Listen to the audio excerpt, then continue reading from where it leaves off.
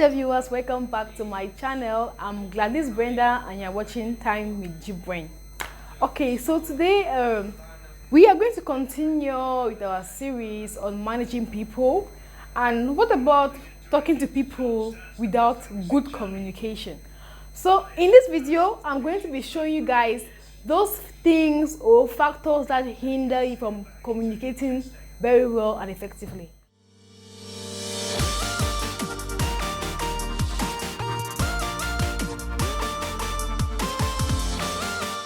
So I'll begin first by defining communication.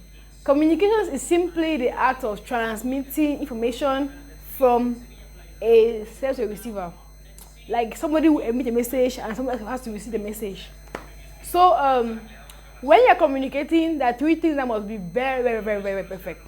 The person emitting has to do it well, the person receiving has to receive it well, and the canal through which you are sending your info has to be good actually.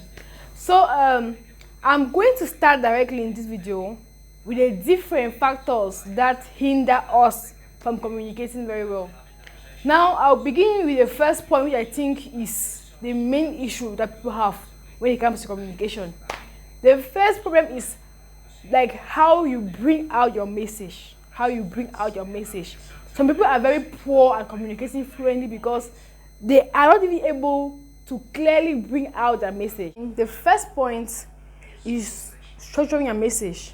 At times, some people are unable to bring out their message like in a clear tone, like in the right tone and using the right gestures. For example, in an office, and let me say a worker or a staff comes and asks me for tea. Let me say one person will come towards me and be like, give me some tea. Like, even if he has no problem with you, but just the way he's asking the tea, you'll be like, what's happening with this man? And you can make you start growing grudges for no reason. Whereas if somebody else come and ask you, please, can you give me some tea? That one is something different. So it's very important to be able to use the right tone when communicating. Second thing that will hinder good communication is what they call hypothesis. At times, when someone wants to talk to you, but you have already thought of everything he wants to say to you, like you're already imagining what he has to say.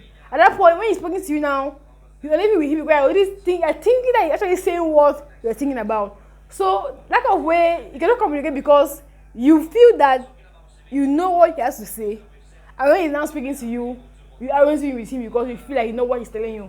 And at that level, you don't feel good because it's as if you're simply wasting your time. Like you don't feel communicate. Really avoid really thinking before talking to someone. Like avoid thinking about what he has to say before talking to the person. They call that one anticipating. Avoid it. Like when you're talking to somebody, free your brain, free your mind, and try to like listen to the person talking to you before you now answer him or her. Okay. The third point is that at the time when you're communicating to somebody, you can be careless. Some people can be sitting with you, discussing with you, but they're not even with you, actually discussing with you. So you have to learn how to be focused when talking to somebody. Like give the person your full attention. Like listen to the person talking to you so you can easily like grab what he has to tell you actually.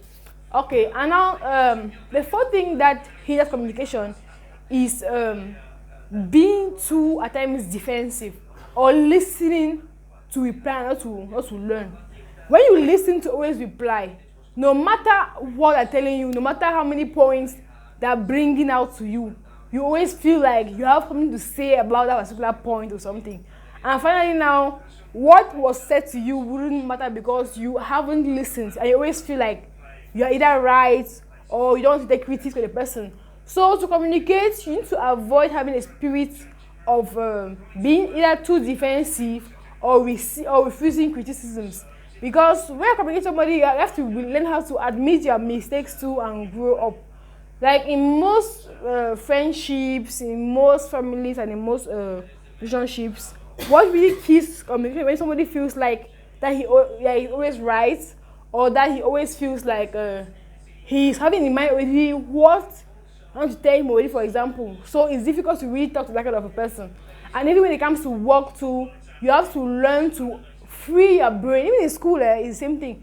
Free your brain and try to learn, be able to learn and be able to listen to what is being told to you.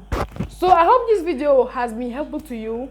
I hope you have been able to hear about the different things that will influence or that will hinder you from communicating very fluently, and I hope you love the video. Stay tuned to my channel, subscribe to my channel, and bye bye.